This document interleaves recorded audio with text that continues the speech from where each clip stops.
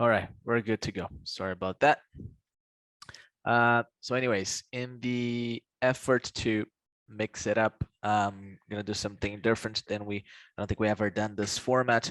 We're gonna take a look at two high stakes hands from a YouTube channel that I recommend you guys follow. They always post interesting hands there from high stakes hands. It's called Online High Stakes Poker on YouTube. Maybe some of you already know this channel. I'm gonna show you guys here. Online High Stakes Poker. They post, I think, daily or they frequently post hands that were played at the highest stakes. On Poker Stars, I think it's the only site that they post hands. Maybe they have some hands from GG. I'm not sure, but it's nice to see it's happening in the highest stakes, and we can always try to learn something from the hands that are getting played here, and also serves as curiosity for us to see how those games play. Right, so we're gonna take a look at two hands if we have time, and we're gonna try to not necessarily just jump right into the solution, but rather to try to derive the GTO strategy using the principles that we have, using the knowledge that we have, and then we're going to try to contrast that knowledge with, of course, the solution, and maybe upgrading our heuristics accordingly. Okay, so we're going to do that through these two hands. I have this first one here, and if we have time, we can take a look at the second one. And then I'm going to be asking you guys questions, trying to make you think about the solution so that we can arrive at certain conclusions, okay? So I'm going to replay the hand here, and we're going to discuss this first hand. First hand between Top Cat, a very good regular, and UN Take It. I believe this guy, he's usually the spot at the table, but he's by no means a very bad player. So he can put up with some interesting plays, let's put it that way. So the game has an ante. Top Cat opens to 4x from the small blind. How's it again? UN Take It calls. Flop is Jack 10-7. 4x open because there's ante. Yes, I believe that's going to be the reason why. So we're gonna limp a lot in an ante game, especially with virtually zero rake at 5100.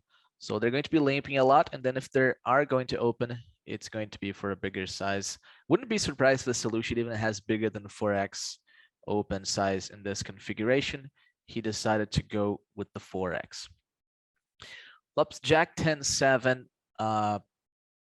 mono, and he goes for, Top Cat goes for a quarter pot c-bet. He gets raised. He gets raised 3x, which is quite interesting. Top Cat goes ahead and calls this raise. The turn is the ace of spades. It goes check, check. Oops, the quality dropped for some reason. River's the 3 of diamonds, complete blank. Top Cat goes for the check. UN Take It goes for a small overbet, something 1.25x pot, 1.2x pot. Then Top Cat is going to find the raise, and ultimately UN Take It calls and tables Queen 9 for the 9 of spades. All right, so there's a lot to unpack here about this hand, and let's start with, what do you guys think of both players' line here? Do you guys think it's GTO? Do you guys think someone is out of line here? Do you guys think that they both played it correctly? What's your overall opinion on both of these plays? Who's playing GTO? Who's playing GTO here? Let's start with that. Let's see who has the better perception. Overbet on the river seems weird, as IP shouldn't be that capped, right? You mean should be capped? Not sure if I follow. Because overbet is weird when you are capped, right? if you are not capped, or maybe you mean OOP. Oh, okay, as OOP isn't capped. Yes, that's a concern that we can have here about his play on the river, over betting in a spot where OOP should be, at least in theory, relatively protected here. So yes, that's a concern. Akira, absolutely no idea. Nice. That's good. Means that we can probably learn something. Krasimir said, Top Cat's line looks fine. Cool. So you think that's a bluff that makes sense from a theoretical perspective? That's nice. Who else? Who wants to give their opinions here? Does anyone think Top Cat is out of line with this river check raise? Or it's reasonable? Let me make this theater.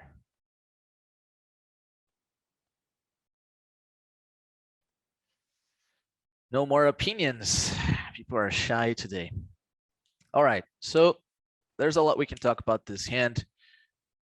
I have no idea why Jack Nine of Diamonds can be a good candidate to bluff. That's what we're gonna try to answer here. We're gonna get to the river, and most importantly, we're gonna try to answer what are the best bluff candidates for Top Cat, and what's the proper sizing that you and Take It should have on the river according to the solution at least. And then we're gonna take a look if his call also makes sense.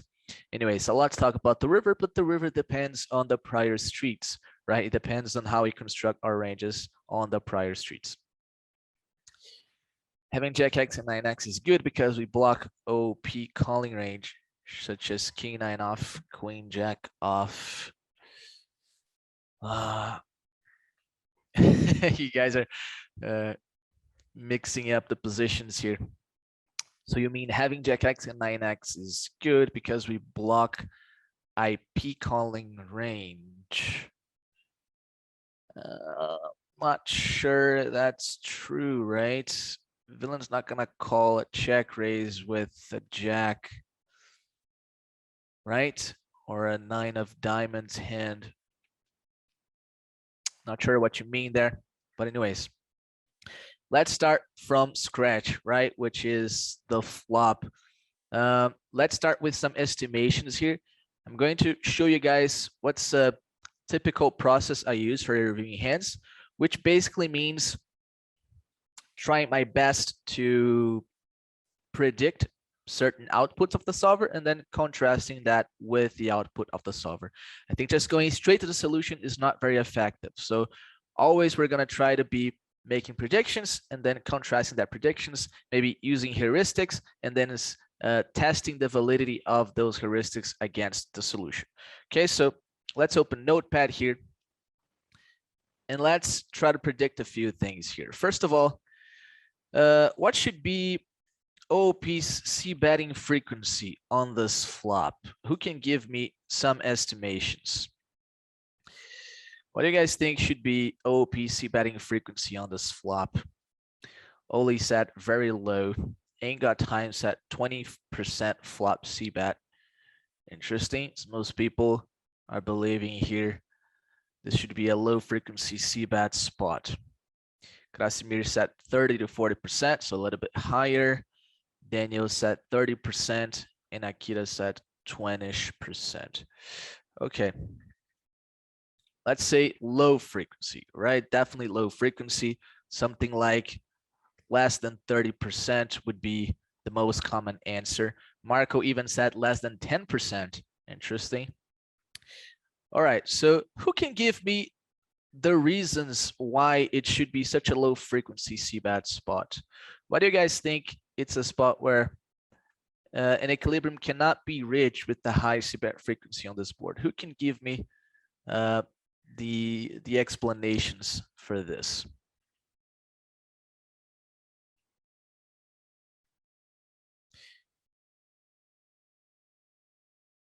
Monotone boards are usually low c-bet frequency. Yes, that's just an observation about the pattern, right? But that doesn't explain anything. So let's just try to get to a fundamental explanation theoretically for this pattern. and got time said, wet boards are too good for IP, especially this deep. Akko said, not enough nutted hands. And then Steve said, equity extremely liable to shift. Look at how many answers we already have here. So we need to find some sort of structure, right? One answer, for example, wet boards are too good for IP. While that's valid and it has some merit into it, it doesn't necessarily explain why the equilibrium cannot be reached with higher frequencies, right? So whenever you're trying to make predictions, try to get the closest to the actual in-game variables to describe strategies.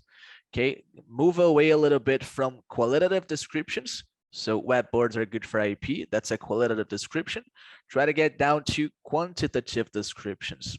Okay. So Steve said equity extremely liable to shift based on runouts. When you say equity is extremely liable to shift, what does that mean from a fundamental theoretical perspective? What's the variable that describes this phenomena that you're saying here? Equity is extremely liable to shift. By using the proper names for the variables, you can get deeper and deeper understanding of the phenomena. Many runouts will decrease the equity of our strong hands on the flop, right? So back when I started studying poker, that was 2016, I would hear this term being thrown a lot in Run It Once, because Run It Once was the only place where I was studying, watching videos and discussing with people. And people used to say this phrase, like something like this, most hands don't retain equity, right? I would see this getting repeated, but it didn't really, I couldn't really grasp what that meant. Obviously, I was a very beginner player at the time. And then with time, I was beginning to internalize what that meant. So what does it mean to say that hands don't retain equity, right? OP's equity is not high enough to bet frequently. So those two things, they don't always go together, okay? They often go together, overall range frequency and overall range equity and betting frequency. But again, that's just a qualitative description, right? You have to go one step further to say, why is it that when our overall range has lower equity that our betting frequency decreases? You need one step more to properly describe the phenomenon. Equities are too close, equity realization. So Akira is touching now on another variable that is used to describe strategies in poker. So how much equity is able to be realized from both ranges, right? We have a certain equity, which is just a number that shows how often we would win at showdown if it went check, check until the river. And then the equity realization tells us how much of that equity that we have can be transformed into actual money, right? And Akko said lockdown board. Very cool. So a lot of different ideas being said, and we're going to touch on them more. So based on this, how do you guys think IP raise frequency should look like? So how often should IP raise this apparently low frequency CBAT strategy from OOP? How frequently should IP raise? And what's the size do you guys think is the most appropriate for this board texture? Infrequently. How much is infrequently, my friend? 5%? Okay, very low, very, very low. Who else can give an estimation here?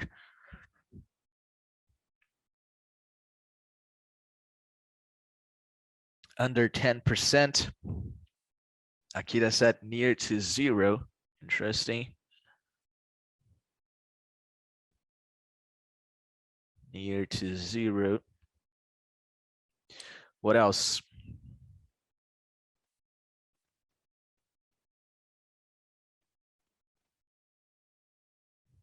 All right, so this is going to be low as well. Most people are going to say under 10% and with small sizing being preferred. Very good. So I agree with both of these estimates here. it should be a board where OP is not going to see bet much, and it should be a board where IP is not going to raise much. Okay, and one of the reasons for this is that, and then in order for you to answer why that would be the case, a very good tool that you can use is ask yourself, why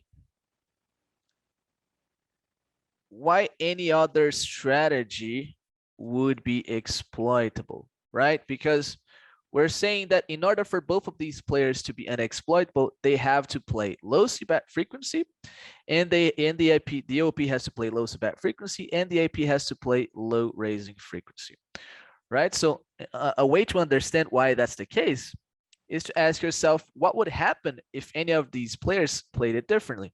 What would happen? How would they make themselves exploitable by playing a different strategy? Okay, so let's start by answering the following question. What would happen to OP if it started c-betting more often? So we're saying that OP should c-bet less than 30%. That's a very low frequency. What would happen if OP started c-betting, let's say 50% of the time, and just push the mixed strategies a little bit further? What do you guys think would happen here?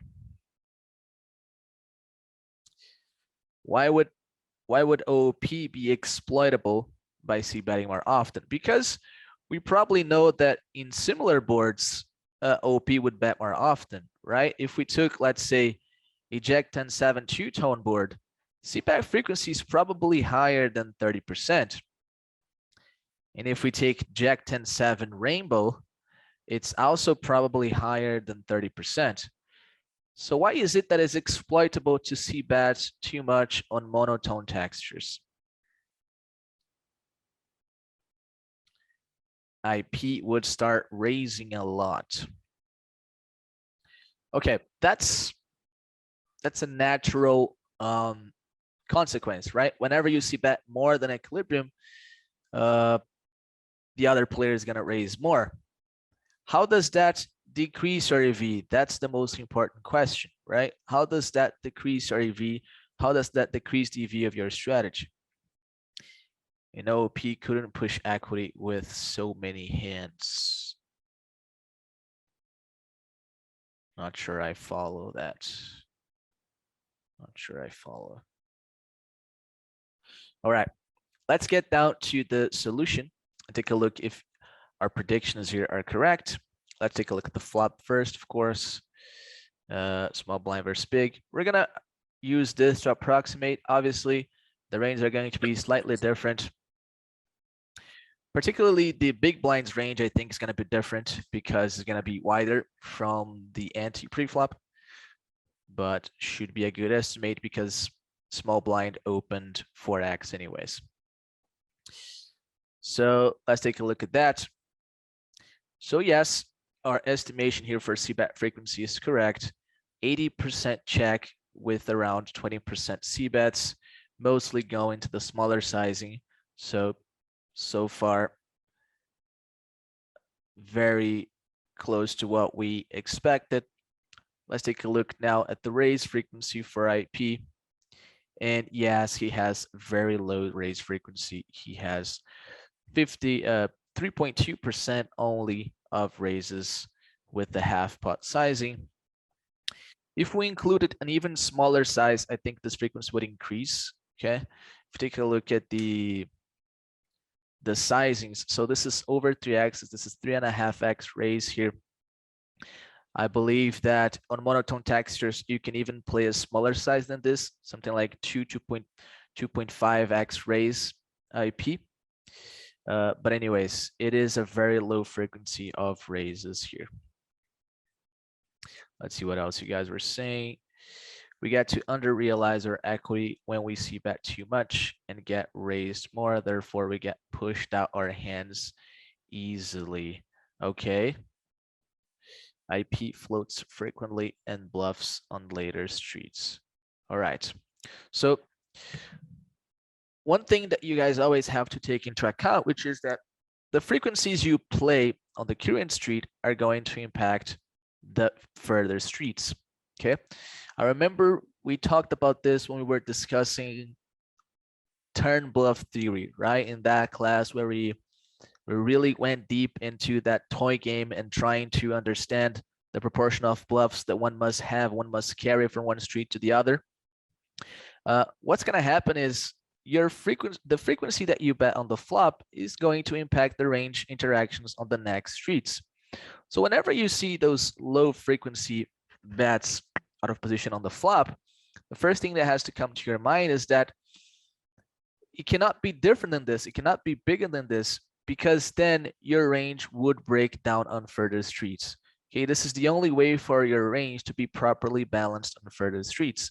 And one very important thing about realizing equity on later streets is being able to place enough bets. We know that out of position, the only way to realize our equity in a good way is to be able to place bets. Whenever we check, that's terrible for that position player, because he can be put in a 0 EV spot by the in-position player. So that position player is always constructing a range that allows it to have a decent amount of bets in further streets. By including more air on this range here, and obviously by capping more of the checking range, both the bet call and then turn line and the check turn line would be really, really bad for this player. Okay, so always consider how further streets are supposed to be played depending on the different flop configurations. Monotone boards are going to be boards where both players are going to be heavily uncapped. So we're going to see that both players are going to have very similar amounts of very strong hands, and that's not really going to change regardless of run out. So that means that the risk of capping your range is extremely high, okay? It's never going to be the case that your opponent is going to be severely capped on any run out. So the risk of capping your own range is very high, okay? There are situations where even if you cap your range, the risk is not very high because your opponent is not going to have very strong hands. You're going to see this happen on a variety of different textures. But if it's guaranteed that your opponent is always going to be uncapped and is going to contain the nuts, then capping your own range is going to be really, really bad. And then obviously, just because of the configuration of the board, most hands in both ranges are going to be very, very weak, are going to be very weak bluff catchers. So you see here that in both ranges, more than half of both ranges are between 25 and 60% equity. That's just very weak bluff catchers. So when you have a situation where you have a very high concentration of weak bluff catchers, regardless of what you do, and your opponent is always going to be uncapped, then you must play extremely passively. Okay, so that's going to be the reason.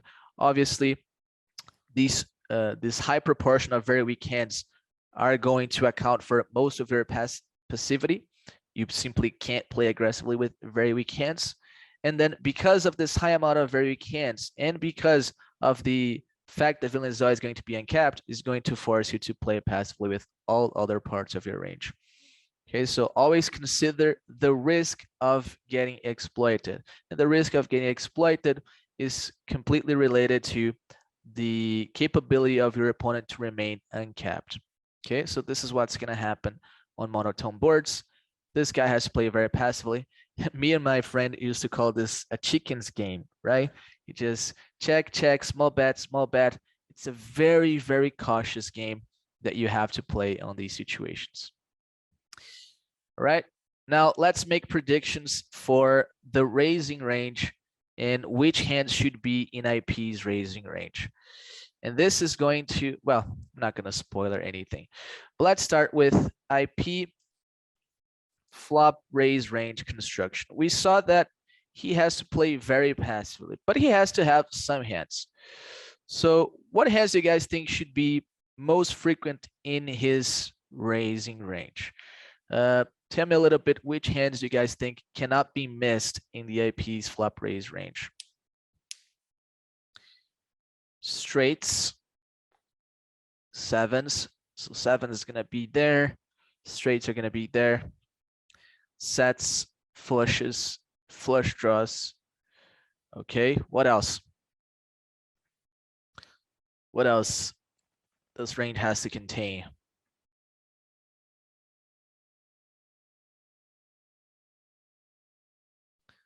Some low hands. Jack 10 off with the spade. Okay, interesting. Some low hands for bluffing without flush draw. Cool. Some top pair. Maybe deuces, threes. Nice. So here the topic of board coverage is going to be very important, right? Because almost half of the runouts are going to be another flush, right? Another flush card. So if the IP player doesn't construct his range in a way that he's going to have possible bluffing hands on flush completing runouts, that's going to be a very exploitable strategy, right? He's going to have flush hands and then maybe some other hands that he wants to value bet, and then he's not going to have any potential bluffs. And this is a common, a very common mistake you're going to see people from mid stakes and lower stakes do. They are never going to include air in those ranges. So against a player that never includes air in his raise range here, then you can overfold in pretty much any flush completing runout. And most people do overfold in most flush completing runouts, and they do so correctly because it's very hard for a human to be able to be properly balanced in the spot. So there has to be some air hands that are going to be used as bluffs on further streets. Now, amongst the air hands, what are the best candidates in your guys' opinion? What are the best candidates of complete air hands that the IP must contain in his raise range to properly balance his value betting strategy on another flush completing card?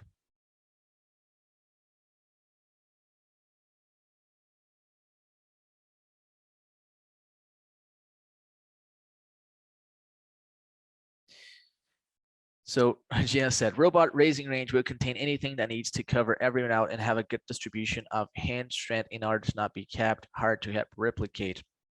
Well, yes, it's not trivial, right? But that shouldn't stop us from trying and to try and find heuristics that we can use, okay? Actually, I love a good challenge. So whenever something is difficult, that's when I'm going to put my mind to it. So the fact that it's difficult only should serve as motivation for us.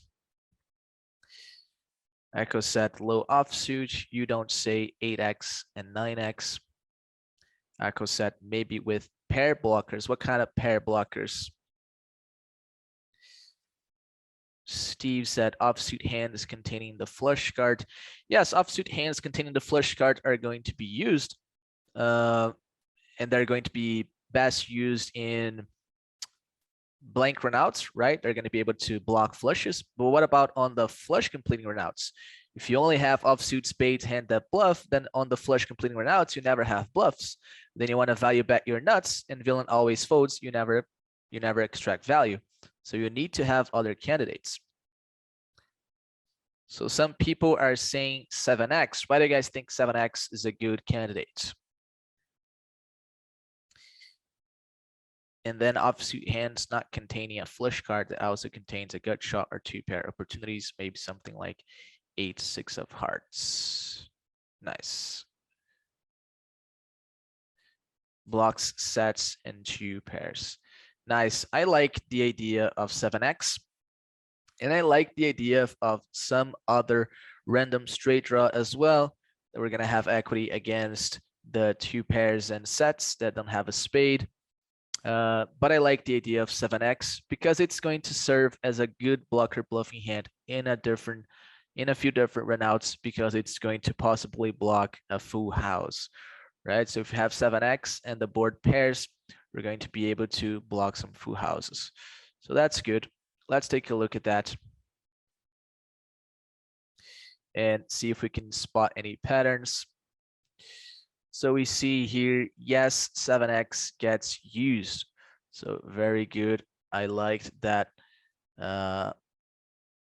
that intuition, I guess. So 7-3 we see used as 10% of the time. 7-4 same thing. 7-5 same thing. We even have some 10x. So 10x is going to have the same properties of the 7x when it comes to possibility of bluffing for future runouts. So that's pretty good. Pocket sevens is going in there. More 7x is going in there. We have some random straight draws, as I said, are gonna go in there. because it still has equity against the pairs. What else? Jack 10 off, some people said that. And then some offsuit hands with the spade, particularly using the ace of spades, right? So ace 4, ace 5, ace 6. We have some king 8, king 9, queen 9, queen 8. So those are very straightforward. They have to be used infrequently, but it's not very hard to figure out that you have to use them. More 7x here. And then we have obviously some flushes too. We can't just raise all those things without raising flushes, so we raise some flushes as well. So to be honest, not very difficult at all to follow this range construction. All you have to remind yourself is that you need to have these 7x and these other random errors in your range in order to be properly balanced on further streets.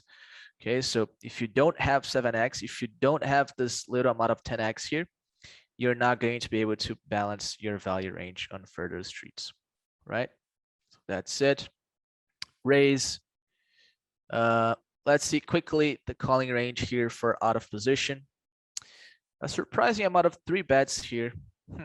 11%.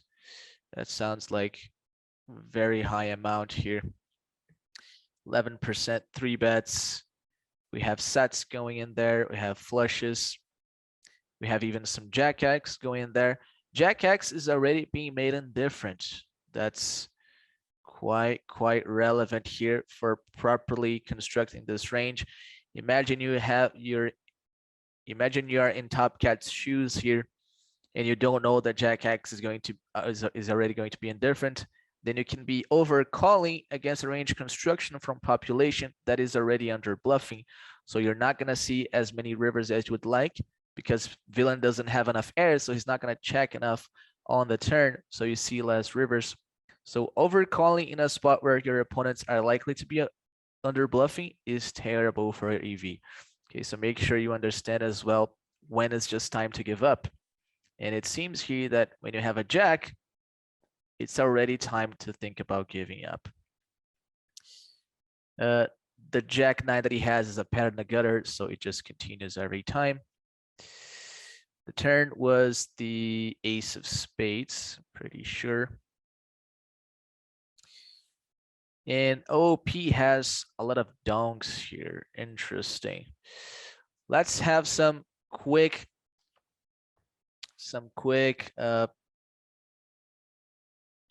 explanations for this donking frequency. Why do you guys think OP is donking so much here on this card?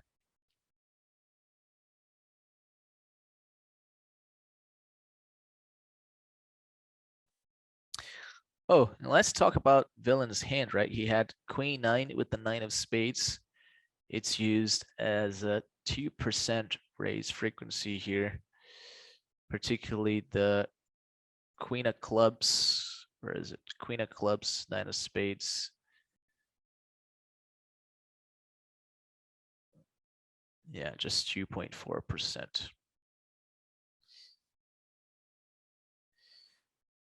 Range advantage. OP has more king high flushes. He has more king X, king of spades. Is that true? Well, that would be a fine hypothesis. We just have to find out if it is true. Let's see here. Well, generally, you have to develop a donking strategy whenever your opponent's checking frequency is going to be so high that you lose realization with your nutted hands. Okay, so your nutted hands have incentive to go ahead and lead because your opponent would check too much. And your opponent is going to check too much whenever he has a severe disadvantage, right? So the hypothesis that we have marking X would make a lot of sense, because if that's true, then if we just check, IP just checks behind a lot, which then instead gives us incentive to lead ourselves in order to get that value. And then you could ask, then why don't we lead all the time, Saulo? Well, basically here, you're going to have to find an equilibrium where you raise enough of the time up until that point where now your checking range is sufficiently weak that incentivizes IP to reopen, and therefore you regain incentive to check. So you lead enough of the time to make IP again incentivized to reopen, which then causes you to have exactly the same EV as both leads and checks.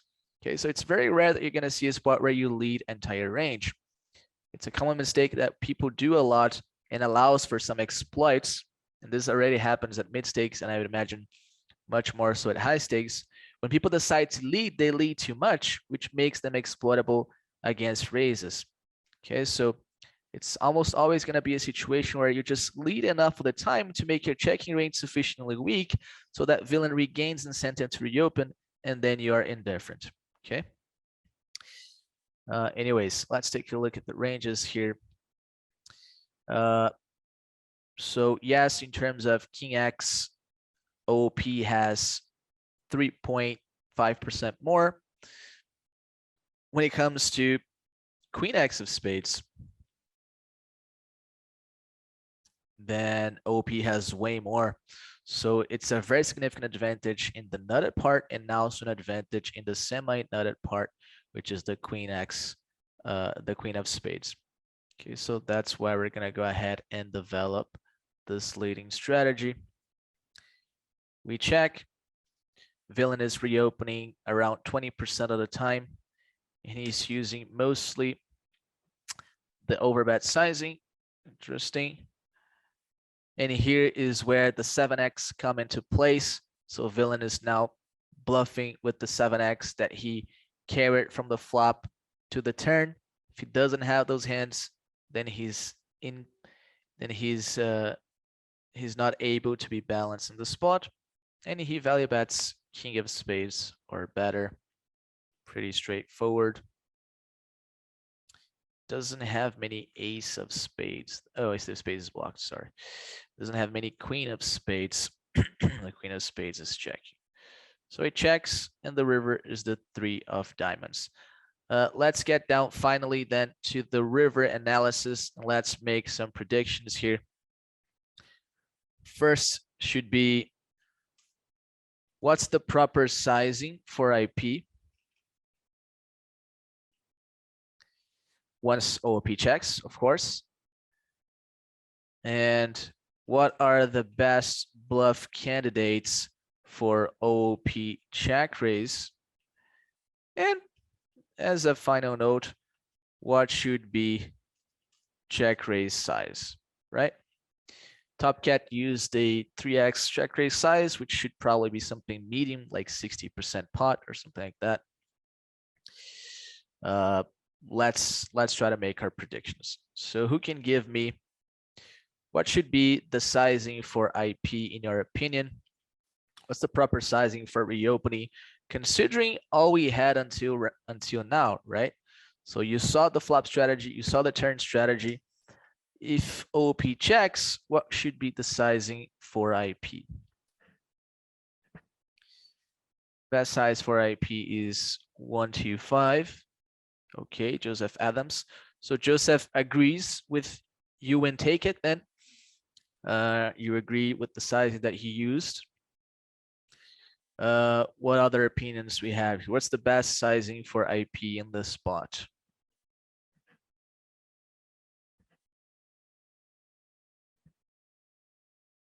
Krasimir said medium size. IP can bet 50 to 150%, and they're all good. Small size with weaker value. Okay, so we have conflicting opinions here. 2 people think should size up, 2 people think should size down. That range though is very large. 50 to 150 is very large, even though the EV differences might be small.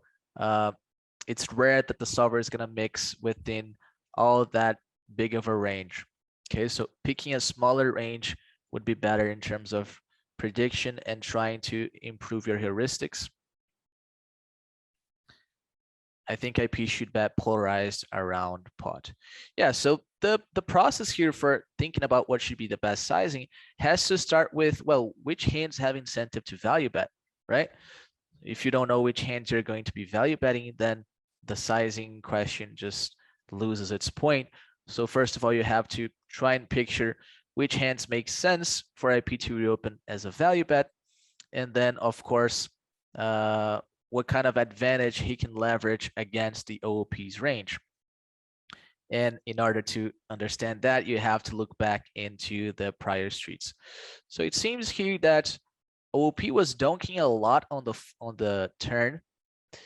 Faced with the check, IP was fast playing a lot of his king x of spades. Therefore, it seems to me like the book, and IP didn't have many queen of spades to begin with. Seems like the book of IP's range is going to be medium flushes, at least the hands that want to reopen. He's not going to have many nutted flushes, and he's going to have a few queen of spades. So it seems like it's not the strongest range that one could find. But out of position did make itself a little bit weaker by, first of all, donking the flop. And we also have this leading frequency here on the river. So it seems like it would be a range concentrated on medium flushes. Medium flushes are unlikely to go for very big sizes in the spot, considering that OOP is still going to have queen of spades. So I would say overbets are not going to be used in the spot. Let's see if I'm right here. So I'm with Krasimir in this one, around the medium size. And now let's go to OP best bluff candidates. So what's the most important thing that we have to ask ourselves, or we have to concern ourselves with when picking bluff candidates? What would that be? What would be the one thing we have to be concerned with when picking best bluff candidates? Unblock bluffs from IP. Unblock 7x seems to be important. Block value. Okay. Yeah, so there are two main ideas, right? We can either try to block value, that's great. And we can and should also try to unblock folds, right? If you want to bluff profitably, we need fold equity, and therefore the hands that unblock the most folds are going to be the best candidates. Here's not going to be possible to block back calls, right? Because villain is going to be back calling with a flush. You're not going to be bluffing with the flush here. So it's only possible to unblock bet folds in this spot.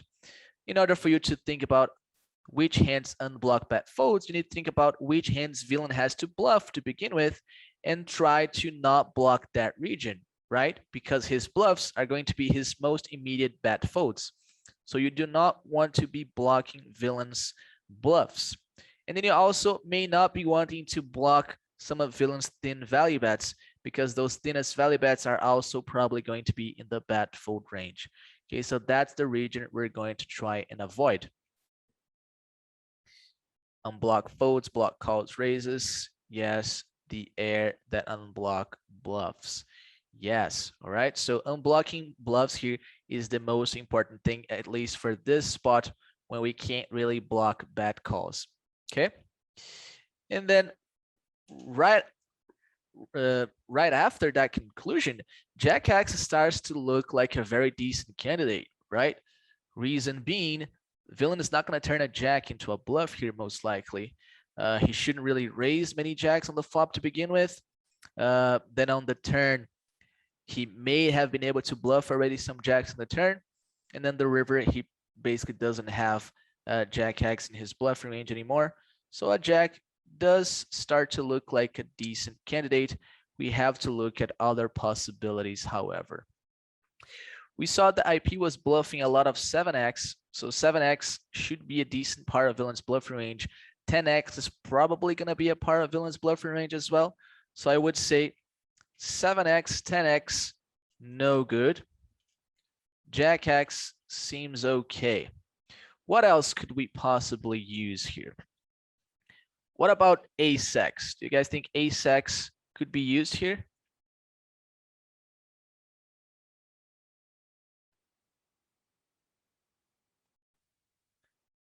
Who thinks ace x could be used here?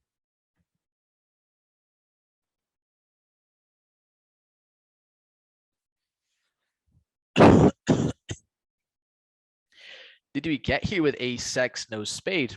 That's a good question. That's a good question. Let's remind ourselves of the flop raising range. I would think no, we don't get there often at all. So we do have some ace nine, but those contain a spade, so those would just be a flush.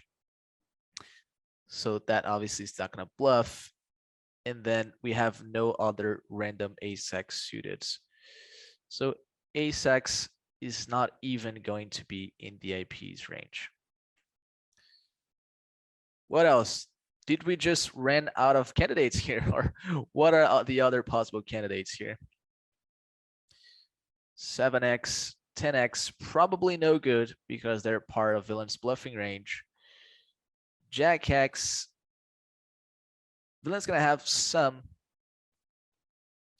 So he has all these random jack deuce, jack 3, jack 4, jack 5, jack 6, raising the flop.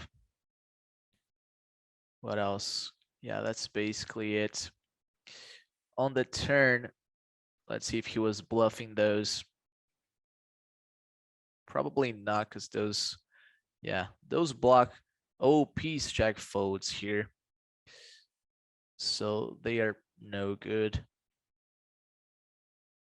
Yeah, so they can't really be good bluffs from IP on the turn because they're just blocking the folds. So the IP does get to the river with these Jack X combos. Only question is whether it's going to bluff them or not. Let's see other airs that villain checks behind. So still has a very significant amount of 7x and 10x in his range. So those should probably come first instead of Jack X. So Jack X is looking pretty good to me. Someone has other ideas for candidates here? Honestly, I'm struggling to find.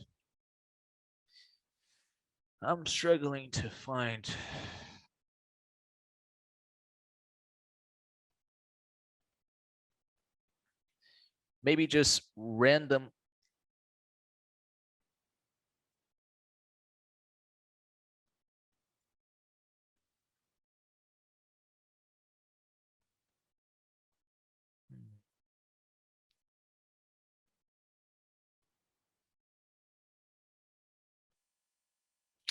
Seems like villain's range hardly ever contains a queen or a king. So it seems to me a king and a queen could be decent cards to have in our hand. We see that's very heavy on 7, 10, jack, but it's not very heavy at all on a king and a queen. And a king and a queen even may block some of the flushes that he has. So maybe a hand like kings no spade. Kings no spade, maybe. Let's see if we're calling that all the time. Yeah, so kings and queens no spade is looking also relatively good to me here now.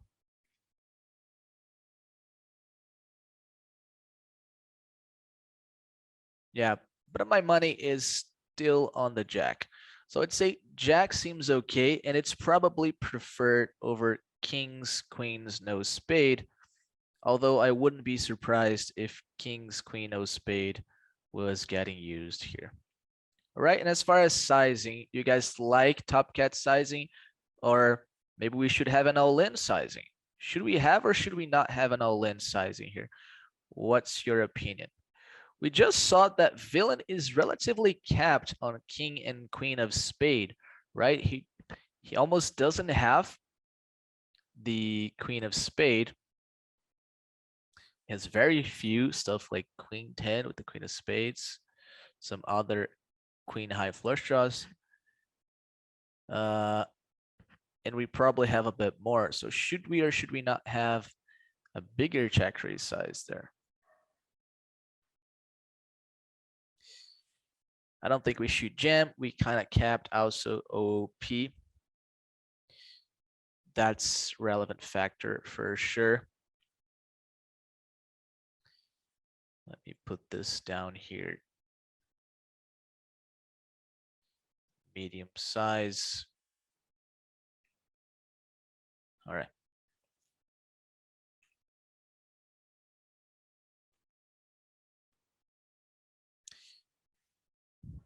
At a certain point, BB's value blocks B calls too much. Very good observation from Angot time.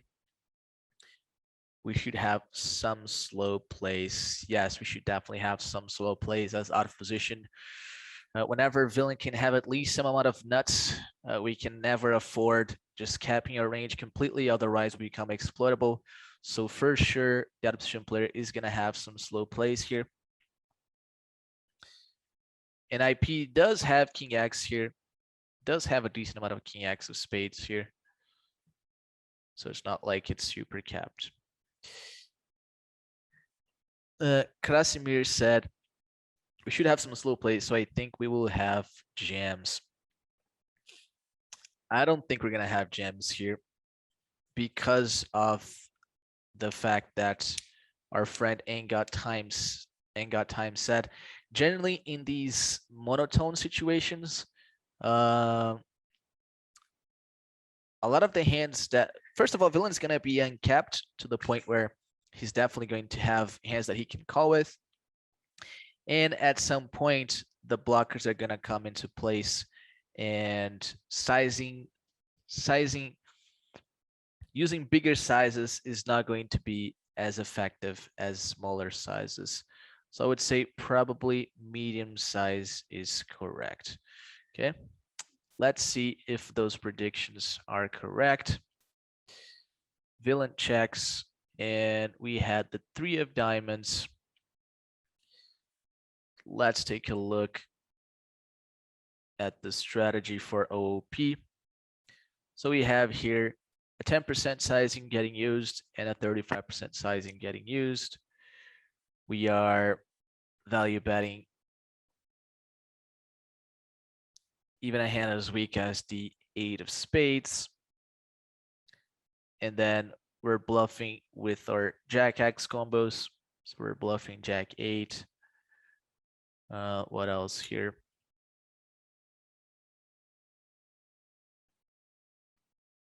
Jack 9 of spades, we're value betting. We're blocking some 10x, bluffing some 10x. We're bluffing there with the 10-9. Jack 8, we're bluffing. We also have an overbet sizing here. We have overbets with the king of spades, mixing it with checks. And then some king of spades also going into the block sizing. Remember that whenever you want to have a block sizing with your weakest or middling strength hands, you're not going to be able to be unexploitable unless you put some frequency of those hands into some frequency of your strongest hands into that range as well. And not necessarily you need to do this in game, but you can be aware of this in order to exploit opponents that may not be doing this. So either way, it's worth knowing about this fact. So once we check, let's see first of all the prediction for villain sizing. So villain has mostly the medium size, but he can still develop some overbets. So we were on the right track with the medium size being the preferred, but villain still has sufficient hands to go for the bigger size. So I guess we can call this one a 0 EV mistake in our part. Villain does have pure bets here with the king of spades for the overbet sizing. Whenever he doesn't have 2 spades, that's generally a pattern that's very useful to know. So if you have a flush that doesn't block calling hands, you get to size up. If you have a flush that ends up blocking some of the calling hands that you want to get called by, that generally means you have to size down. So we see here that King X with 2 spades are sizing down. Okay, you can take that heuristic. And bluffs are getting drawn from 7x again and 10x. Jack X is getting used, but not very frequently. So let's get back to our predictions. So medium size. Okay, so it's mostly medium, but also some overbets. And now let's take a look at the check raises. We can check the check raises against both sides. Let's check the check raise versus medium size. In the actual hand, villain used 1.2x sizing, which is not in the sim here. And Jack 9 is getting used. So far so good for our friend Top Cat for finding this bluff. It does make sense. And we have King's no spade, as I said, also makes sense here. So King's no spade is getting used 12% of the time. We have King Jack. Yeah, so generally Jack X that don't have a 10 or a 7, right? So we have here King Jack. That's great. You have a King and a Jack. Both are not very often in villain's bluffing range. Jack 9, the same reason. Jack 10 then has to pair, and it's terrible to have the 10. So it's probably minus EV here to raise. Yeah, so minus EV to raise. We have other Jack X like Queen Jack. So Queen Jack, no spade, can also be used sometimes, but King is preferred. And what else? Yeah, we have some other random Jack X here, Jack 9 off. We have even pocket jacks. Even pocket jacks can be used here. And then King Jack. And that's it. So Jack X seems like was better than the others. So that prediction was correct. So 7x, 10x, no good. I don't think we're ever doing that, right? Yeah, 7x, 10x, definitely no good. And yeah, so that was correct. Props to us.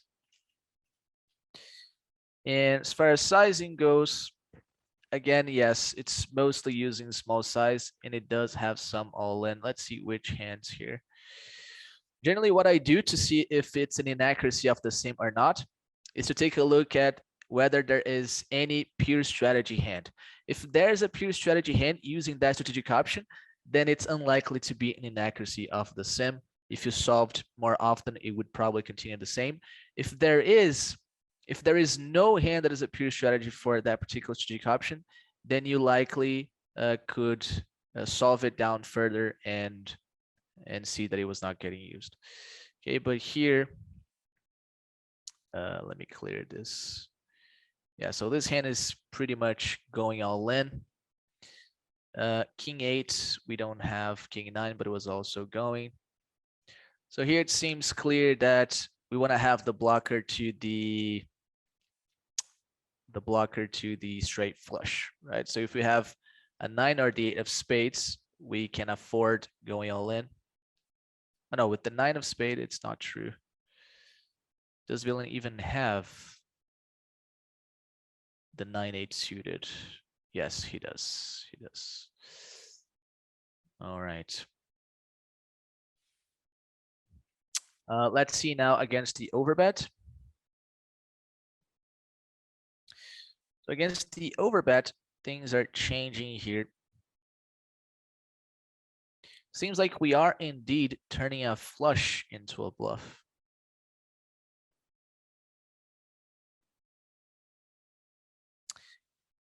So we are shoving 9-8, so it's the nuts. We're also mixing in some shoves with the king of spades. And then as far as bluffs, we are exclusively using low flushes. Huh. No, this is not the all-in sizing, it's the small size. Let's click this. So king 9, king 8, king jack, kings.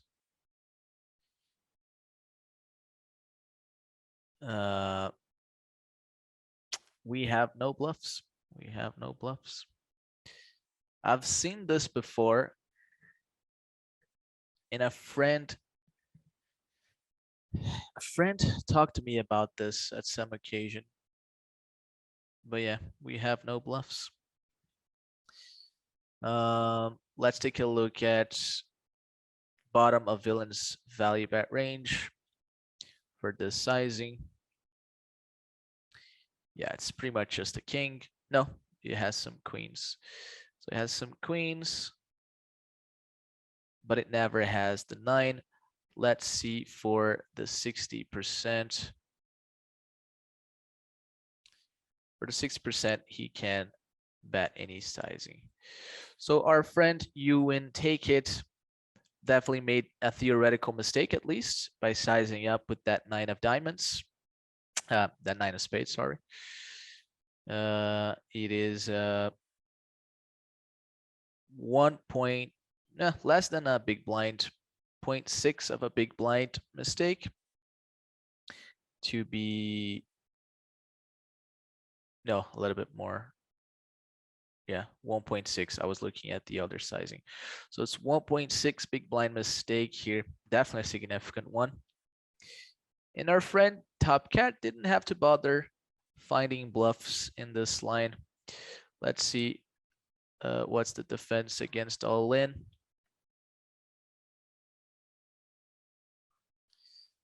Even some King X of spades are already being made indifferent, which is quite sick. The only pure call is going to be 9-8 of spades. All right. So again, here, as far as the sizing goes, mostly used, but there are some all-ins. So we were decent. We were decent. Not all the way, but it was good enough. All right, let's see the chat here, what you guys were saying. Is it the same when 2 straight flushes are possible? What do you mean, is it the same? You said that on when there is four character flushes, the ranges are small because we block the cornering range most of the time. But I meant that, like, if we have 8-9 here and jump, king of spades can fold anyway. Like, so that was what I was talking about. Not sure if I still get it. Uh, the reason that I thought that there would be jams here is that if we have a straight flush like 8-9, the king high flush can't fold, so we don't block that with the straight flush. Okay. Yeah. I get it. I get it. But we saw here that it is folding. It is folding some King X of spades here. But the 9-8, let's see for us here. The 9-8, yeah, the 9-8 was still shoving, I think, even against the smaller size. Yep.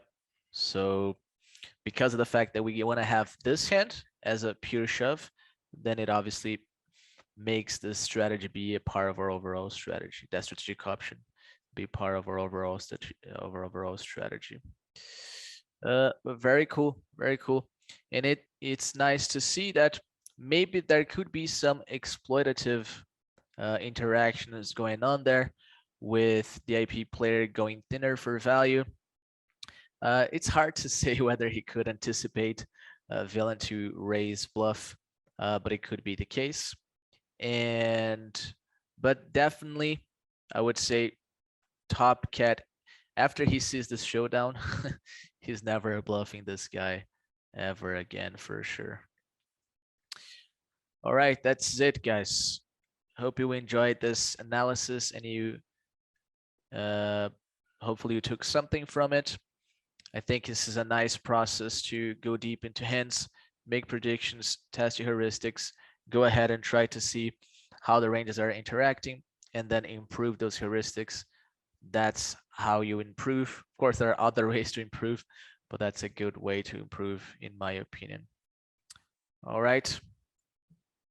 That's it, my friends. Thank you, everyone who showed up. See you guys the next time. All right. Bye bye, guys.